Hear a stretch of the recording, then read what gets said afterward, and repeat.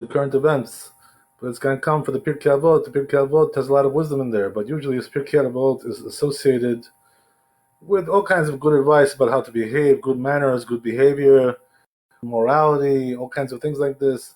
When it comes to issues of pandemics that we have today, viruses, what does the Pirkei Avot have to say about that? Pirkei Avot talks about viruses, talks about pandemics. So the truth is it does. If you look in the Pirkei Hamishi, in the 5th chapter, in the 8th Mishnah, over there it talks about it exactly. What does it say over there? That pandemics come to the world for a certain reason. Right? Over there it doesn't use the word pandemics because we're talking about Hebrew. In Hebrew we call dever. So it says, why do pandemics come to the world? It says the Pirkei Avot, you know why? Because there are people who are liable to death. They've done certain sins which are liable to death, which they're supposed to be punished by the Bet Din, according to the earthly court. But since we don't have an earthly court today that punishes people to death for these sins, so therefore what happens is that now, instead of the lower court doing it, the higher court does it. And they have to get rid of these people. So therefore what happens is that they administer judgment to all those people who were supposed to be killed by the Bet Din, the high court, and now have not been. They still have to be punished anyway. You shouldn't think just because there's no court, the punishment doesn't exist. The punishment still exists. Where do we find this idea? The punishment still exists. We find this in the Gemara, Masechet Ketubot, Daf Lamed, and also in Masechet Sotah, Daf Chet, and also in Masechet Sanhedrin. Several places we find over there in the Gemara that says the same thing, that even though the earthly court doesn't punish anymore, but nevertheless, these punishments are administered by the heavenly court anyway, regardless. So therefore it says that if a person, we have, as you know, or if you don't know, in the Jewish law, we have 4 types of punishment for death penalty, depending on the sin that was done. Some are punished by stoning, some are punished by burning, some are punished by cutting the head, right, which is called the sword, and then we have the ones which are punished by the number 4. We have also the ones that are punished by strangulation. So all these things. Now what happens is like this today. It doesn't happen exactly like that, but something similar. What does that mean? If a person, let's say, was liable to stoning, with the way this process is carried out, according to Gemara Masech Sanhedrin, is that they first throw him off the building, a 2-story building. He falls on the ground. If he doesn't die by then, they stone him to death. They throw stones on him until he dies.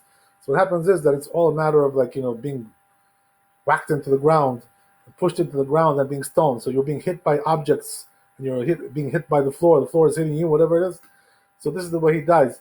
So what happens is that if a person is liable to that, now what they do is they kill him like what? What happens? He falls off the roof of some building, of the window, of the porch, the balcony. What happens is, lo aleinu, or what happens is that he could also get into a car accident and be knocked around in his car like that, boom. All kinds of things like this, which are all like, let's say, a bad animal, some kind of a wild animal, some lion or tiger will come and beat him down, and trample him. So what happens is that these things resemble the way that stoning was done. So therefore, if he was liable to stoning by the sins that he did, he will get this kind of punishment in this earth as well, even though there's no earthly court to administer it. It doesn't make any difference. Same applies also. Let's say a person was liable to burning. So what happens is that now he'll get into, according to some kind of a fire, lo aleinu, some fire will burn him, or he'll be bit by a snake, and the venom of the snake will burn him, some kind of a venomous snake, all kinds of things like this. So you can understand what we're talking about, right?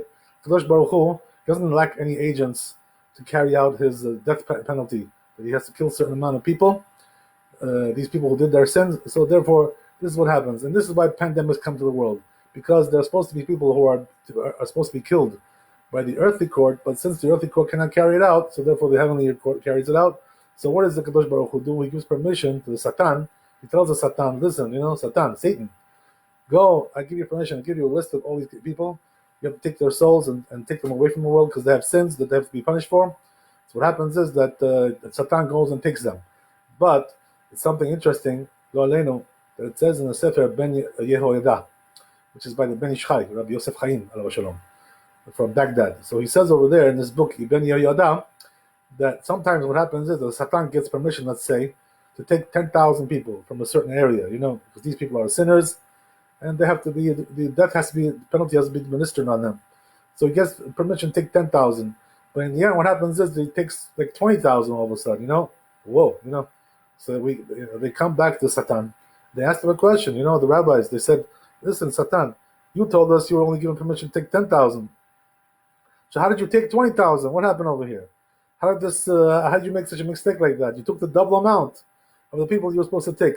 So Satan answers them like this. You know what he says?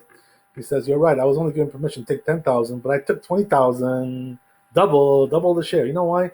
Because he says I have also permission to take the ones who are scared, the ones who are frightened, and they're shaking their pants and shivering because of the punishment, the pending punishment that they may get." So therefore, he says, when I see them that they're scared, they're frightened, I have permission to take those too, even though they didn't sin. In other words, the fact that they're fearing, the fact that they're afraid, is also called a sin. So therefore, I have permission to take them too. So therefore, we see from here good advice, sound advice to a person. What does that mean? That a person shouldn't be afraid, shouldn't be scared, should be cautious, be careful. Social distancing, don't get too close. Okay, that's a good idea because you may get the transmission of the disease. It's true that may happen, but nevertheless, a person shouldn't be frightened, scared, and scared of his own shadow, looking back here, there. Don't go too far to the extreme, because when you get scared, it's like Satan has a reason to take you just because of that. It's like it's very similar to the case where a person sees like a bad dog in the street. So those dogs, you know how they are. They sense that you're scared of them. Once they sense that they're scared, they start chasing you. Why is that? Because they want to get you. They know that you're easy target. You're scared. They sense it. So Satan also senses it, just like the dog senses it. All the more so, Satan senses it that you're scared. So don't get scared. Be cautious, but don't be scared, because we have to know that everything is in the hands of HaKadosh Baruch Hu. If a person had to go, he had to go. What can we do? We pray for the best. We pray for the best outcome, but whatever happens in the end happens. What can we do? But we have to make sure that we have faith in Hashem. We have to walk in a faithful way, and with a belief. We have to have a certain kind of confidence that the judgment will be administered in the proper way, without any deviation, without any mistakes, without any errors. So therefore, everything is done properly. So there's no reason to be scared, to be frightened, to be shocked. No, that's already going too far. That's the idea of that. Also, another thing we find also in the Gemara Yerushalmi in Masechet Yevamot. It says over there that there's also another reason why pandemics occur. So it says like this, something unbelievable. It says that every 60 or 70 years, HaKadosh Baruch Hu brings some kind of like a big pandemic into the world. As we find, right, we had the Spanish flu last 100 years ago, whatever it is, all kinds of things. We had this flu, we had that flu, we had all kinds of viruses, we had the AIDS, we had all kinds of things. HaKadosh Baruch Hu brings all kinds of pandemics into the world. Why is that? So Gemara says because it wants to get rid of the mamzerim, the illegitimate children, the ones that were born illegitimately. He doesn't want them to multiply too much because they intermarry with the pure Jews. So what happens is he wants them not to get so much multiplied into the world, and then they should be intermarry with everybody. So then what happens is that he takes them every 60 or 70 years. He takes all the mamzerim, and he takes also good people with them together who are not mamzerim. They're pure. They're pure Jews. They're not mamzerim, but they have sins also. So he takes them for their sins, but he also takes the mamzerim as well together with them in order to hide the whole thing, make it like kind of like something which is nistar, something which is hidden. He takes them like this together. In this way, like killing two birds with one stone. He wants to get rid of the sinners, and he also wants to get rid of the mamzerim. So therefore, he takes both of them together. What's the reason why he wants to get rid of the mamzerim? As we mentioned already, we mentioned the answer. The answer is because if they intermarry into the Jewish people will lose their purity, will lose their sanctity. So therefore, he makes sure to guard the purity of the Jewish people, because sometimes these things are forgotten. The person is a mamzer, or they're lost, an illegitimate child that was born from a sexual union, which is illegitimate, adultery, incest, so forth and so on, things like this. This is where the mamzerim come from, the illegitimate children. So therefore, Rabbi, Kadosh Baruch Hu, everything which he does is very, very just, and everything is very, very fair. Another interesting observation you may want to notice regarding these pandemics, Lo Aleinu, Shem should save us, is that what happens is that we find that all these governors, all these countries, they all made their own set of guidelines and rules how to protect people from a pandemic. So a lot of the states and a lot of the countries made lockdowns. Don't go out here, don't go here, don't open your business, don't open your synagogue, don't make a minyan, don't pray in a group, all these kinds of things. So the truth is, that if you really look at it, a lot of people are now analyzing this whole thing, and that what they're finding is that the countries and the states which didn't do lockdown, actually they had less people dying sometimes than the places where they did do lockdown. So the question is really the lockdown the solution to the problem? So it seems like maybe not. Maybe lockdown is not really the solution. So then the truth is, right, that you have to ask what it really is a solution, and why some places the deaths are much greater than others. So the truth is, according to nature, there's all kinds of reasons why death is greater than in some places than others. First of all, number one, because of more density. The population is more dense. So since you have more density, people it goes from one to the other more. Like the, they get transmission from one to the other because they're so close together. Density population. So the truth is, you find that in the places where it's more dense, the transmission is on a higher rate. And also, there's another reason, very, very clear, very simple reason. The reason is because of the weather. This virus seems to like the cold and it doesn't like the heat. Once the heat comes, the virus pretty much tends to dwindle down or die down or altogether vanish. So what happens is that, as they said, right, some people on the internet, that above 56 centigrade, this virus cannot survive. So this is the reason why in warmer climates, the virus tends to not to do so well. It dies out and doesn't spread so well, doesn't spread so much. But when it comes to places which are colder climate, so that's why you find like places like Florida, like in California, even though there is in California some places which are dense, and also in Florida, even though generally it's not as dense as New York, but nevertheless there are some people. Nevertheless, the death rate over there is much lower than what you're going to find in New York, because New York is a colder climate. Especially this year, we're not getting much sun, we're not getting much warmth, even though it's already May. We're not getting any warm weather over here, so it's very, very crazy, very, very strange kind of situation. So what happens is, it's almost May. So what happens is that also the weather applies as well. The weather does its part as well. And also, as we said, right, it's a matter of also the sins. Usually, in more dense populations in cities and big cities, also you have more sins over there. The Gemara says this, the Talmud says this, right? In cities, you tend to have more sinners. In rural areas, people are usually more clean and pure, not so filthy, not so dirty like that. The people who are in the cities, you know how it is, right? People are much more cosmopolitan. They're more sinful. A lot of more sinners over there. So that's the reason also why there's more people dying. But the truth is, Rabbi, if you also notice one other thing, is that once they close down the minyanim, the prayer sessions, the prayer groups, the Jewish ones especially, we're talking about. So we're talking about the prayer groups of the Jews that are praying all over the world. They locked down all the minyanim of the world. So what happened was, the truth is, they thought that this was a solution because they thought that the pandemic was spreading in the prayers. Nobody knows. Nobody can prove that. There's no way to prove that it was spread in the prayers. But what really happened was that once they closed down the minyanim, so what happened was that people started to die more. The death rate went up exponentially in New York City, and also in Israel as well. In Israel, before they closed down the minyanim, there weren't any people dying. Once they closed down the minyanim, all of a sudden now they have 200 people dead already, almost 200 people dead in Israel. Why is that? Because they closed down the minyanim. So the truth is, Rabbi, that this is borne out in the Zohar Kadosh, in the Holy Zohar. It says over there in the Holy Zohar that the host nation of any place where there are Jews over there, and the Jews pray in the minyan and they pray in the synagogue, what happens is that the nation gets blessed from that.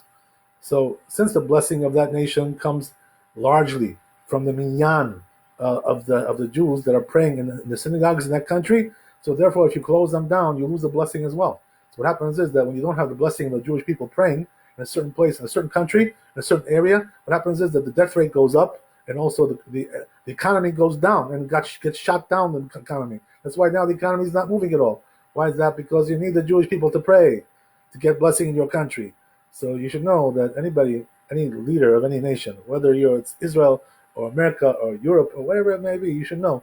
You want to kill the economy, or you're interested in destroying the economy?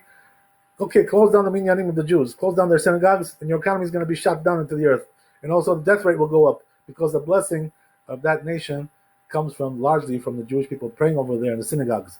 So therefore, Rabbi, it was a very, very foolish thing what they did to close down the minyanim. Very, very, very, very, very foolish. And they also insulted God by doing this. You know why? Because they say that when it comes to prayers and minyan, praying in the synagogue, it's not essential. It's not called essential. But buying liquor is called essential, or all kinds of things like this. There are certain things which are called essential, which are like very frivolous. And now things which are so important, like praying in the minyan, they say it's not essential. So what they're doing is they're turning the world upside down. They're belittling the role of prayers and the holiness of the Jewish people by closing down the Minyanim as if they're worthless, nothing, they're worthless. The most important thing is science and data, right? That's it. So when you think like that, you're a heretic. So what happens is that more people will die, and you get less blessing, and the economy will be shut down. The person is a non-believer like that. So the only way to really bring back the blessing and lower the death rate is to open up the minyanim, open up the religious services. That's the only way to do it. You should know. There's no magic tricks. It's a very well-known thing. It's not brought in the Torah. You don't believe it? That's your problem. What can we do? Hakadosh Baruch Hu should bring us to believe all these things, which are the truths and the facts, which are brought down in the Torah.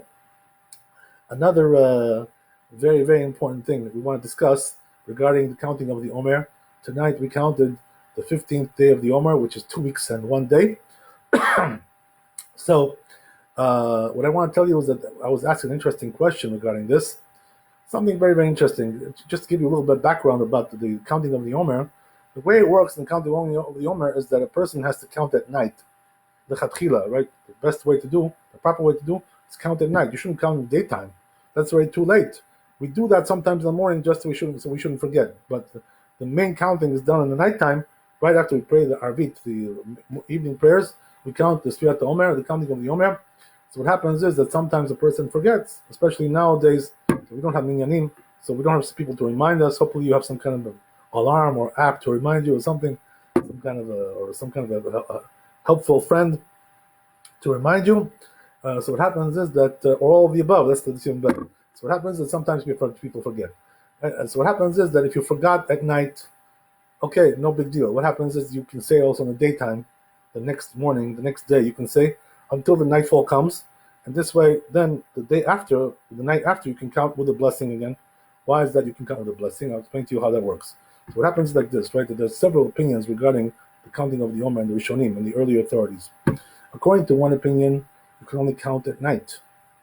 You cannot count in the daytime. Counting in the daytime is not really considered to be the proper mitzvah.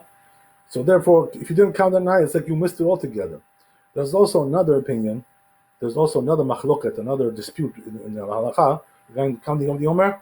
The question is also, the person didn't count, let's say, for one whole day. Let's say he missed a night and also a day. And then, he missed 1 day altogether. He didn't count that day. So the question is, can he count the subsequent days, or did he lose the mitzvah altogether? So there's also two opinions in the Rishonim, early authorities, about that. There's one opinion that says that if a person missed 1 day, he lost the count altogether. Why is that? Because if you don't count every day, it's like one big mitzvah. So it's like each one is like a little part of the mitzvah, a little fraction of the mitzvah. So once one of them is missing, 1 day is missing, the whole mitzvah is missing. That's one opinion. The other opinion says no, each day is a separate mitzvah.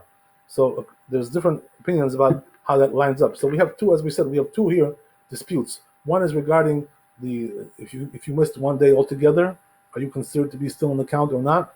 And also the other opinion is if you missed a day, if you missed a night, can you also count in the daytime? So since we have these two machloket, these two disputes in halakha, so what happens is like this now.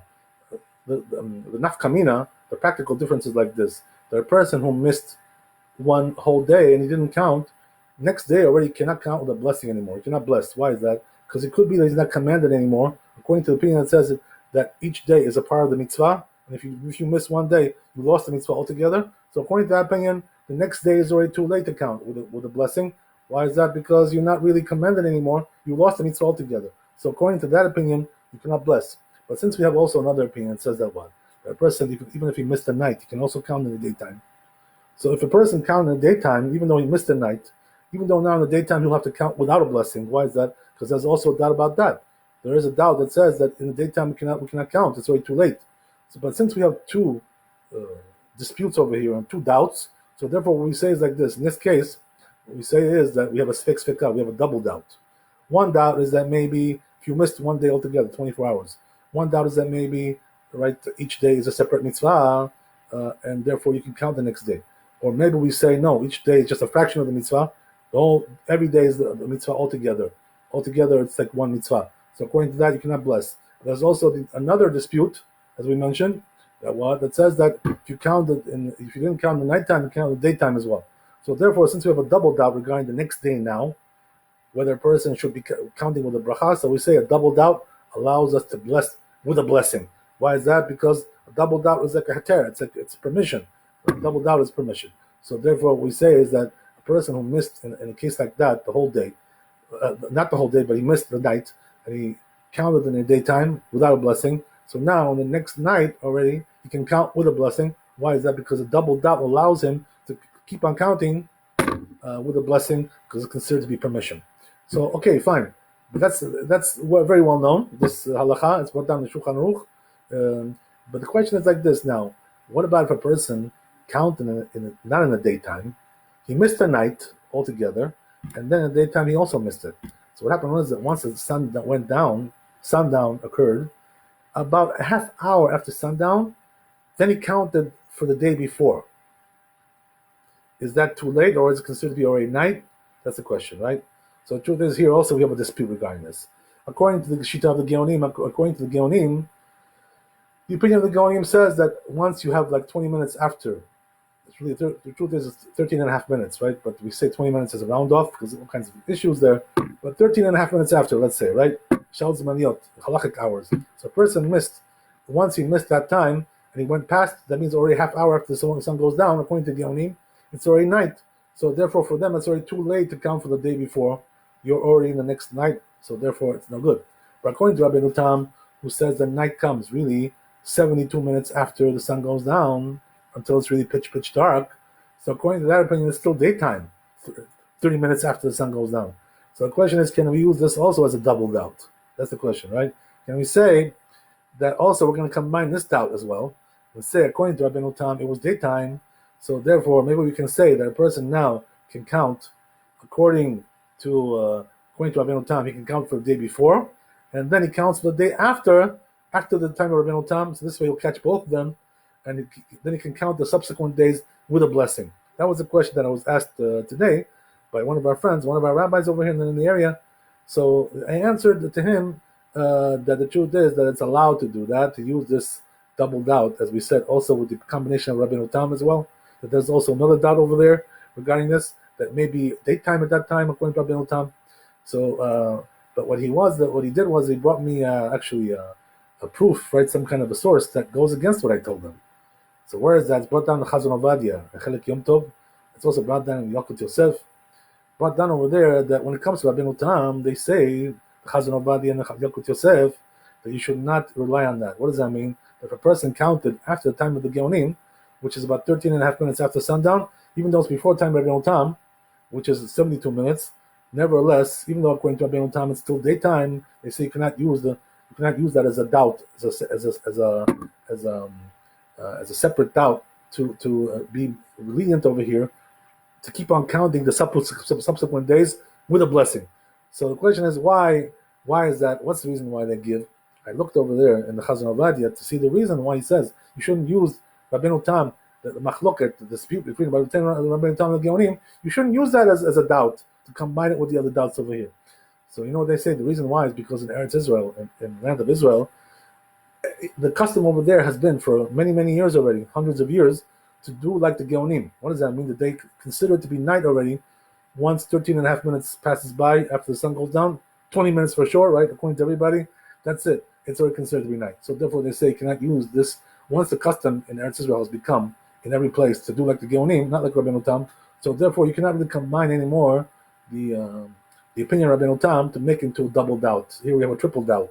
So that's the question. That's the reason why they say. So the truth is, I told the rabbi that asked this question. I told him, okay, with all due respect, though, but it doesn't really apply to our case. What the rabbi said over there in Chazon Ovadia. Why is that? Why doesn't it apply over there? Because over there he's talking about Eretz Israel. Here we're talking about New York. Right? We're talking about the diaspora and Chutz La'aretz. So why is that different? Because in the diaspora there are still many communities that do like Rabbi Nutam. Whether it applies to prayers, whether it applies to Shabbat, they do like Rabbi Nutam. Even the coming in of Shabbat, they do like Rabbi Nutam. Whereas that we find it even in Brooklyn today. We find there are many over there, Hasidic groups over there that do like Rabbi Nutam, whether it's the prayers or whether it's Shabbat. So therefore, in the Chutz La'aretz, in the diaspora, there are still many people who do like Rabbi Nutam. So in Eretz Israel, with all due respect to them, they do like the Geonim. It's true. And therefore, the rabbi says they shouldn't use it as a double doubt over there, where there seems to be no doubt everybody does the same thing. But here in in New York and diaspora, also in Europe as well. It's brought down in the Magen Abraham that they used to do like Rabbeinu Tam in those days in Europe, the Ashkenazim. So therefore, there's still in the diaspora there is still a question about Rabbeinu Tam and the Geonim. It's not so clear which is the minhag. There are some places which have this minhag. There are some places which have that minhag. Whatever it is, the point is that now we don't have such anymore in the Chutz La'aretz and diaspora. We don't have such an ironclad rule like that. So therefore, I told him, I said, what the rabbi says over there in the Chazon Ovadia, Maran Ovadia, doesn't apply to Chutz La'aretz, doesn't apply to New York. So therefore, you can use that also as a double doubt as well, a triple doubt, in order to allow the person to keep on blessing the subsequent days. That's one reason why I told him that it's different over here. Number two, also there's a different reason. The reason is because according to Maran Shulchan Aruch, the Maran holds like Rabbeinu Tam. He doesn't hold like the Geonim. So therefore, according to Maran, that we accepted his rulings, the Shulchan Aruch's rulings were accepted in the whole world, and also the Ramah, the Rabbi of Ashkenazim, also agrees with him regarding this. He also goes like Rabbeinu Tam.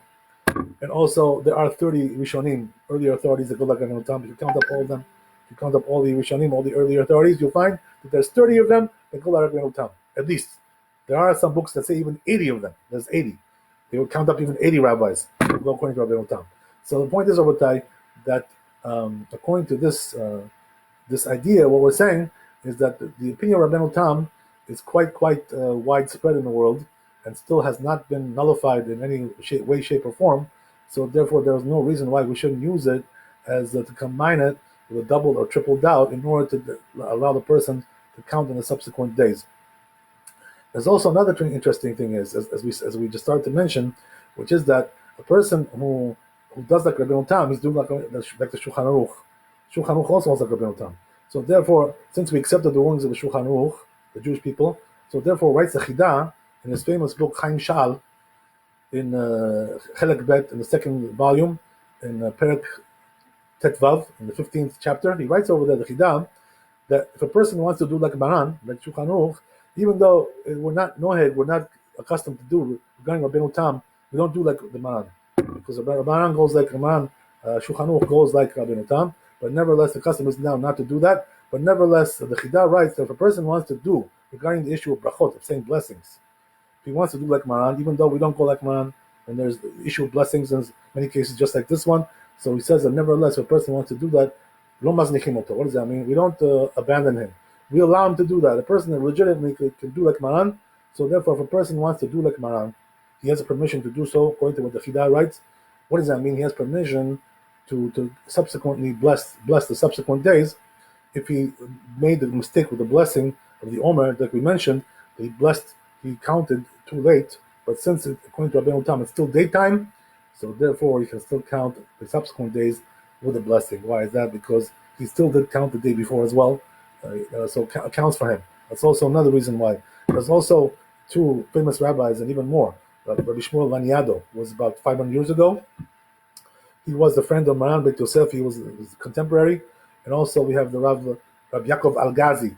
He also writes that these two rabbis write that when it comes to the rulings of Maran, even regarding blessings, we accepted his rulings in blessings as well. So even though, according to many poskim, like the Chidah and Maran Ovadia, when it comes to blessings, we don't do like Maran. What does that mean when there's a safek? Sabal, safek brachot le'aker. When there's a doubt regarding the blessing, so we shouldn't do like Maran according to these poskim, but according to Rabbi Shmuel Laniado, according to Mari Al-Ghazi, we should do like we do like Maran also when it comes to blessings. So therefore, we also have another reason why we can rely on the opinion of Maran, that according to him, who goes like Rabbeinu Tam, it's still daytime. So therefore, according to that Rabotai, person is allowed to. Also, there's another reason why I want to tell you, and we'll close with this. There's also another reason why I told this rabbi, my friend, I told him that the reason is because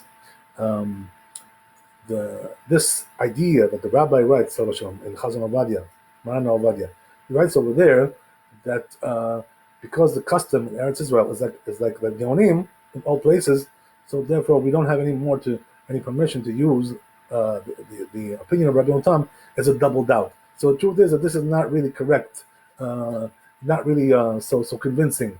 This svara, why is that? Because the truth is, even if you look in the books of Maran Ovadia Basham himself, in Rabbi Omer and other books, you see over there that he does double doubts all the time, and he includes over there all kinds of opinions that we today don't do those opinions. We're not accustomed to do those opinions. So the truth is that we do spek sheka, we do double doubt even though those opinions which we include in the doubled out, we don't have the custom to do those opinions anymore.